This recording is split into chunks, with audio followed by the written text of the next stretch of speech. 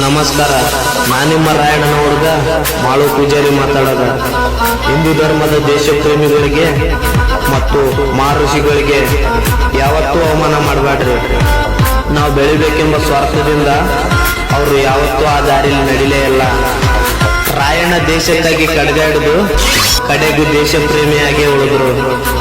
ಈ ದೇಶಕ್ಕಾಗಿ ಮಹಾಶ್ರೀ ವಾಲ್ಮೀಕಿ ರಾಮಾಯಣ ಎಂಬ ಗ್ರಂಥವನ್ನು ರಚಿಸಿ ಹಿಂದೂ ಧರ್ಮಕ್ಕೆ ದೇವರಾಗಿ ಉಳಿದ್ರು.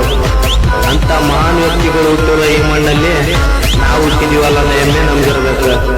ಜಾತಿಗೋಸ್ಕರ ಯಾರು ಜಗಳ ಆಡೋದು ಬ್ಯಾಡ್ರಿ.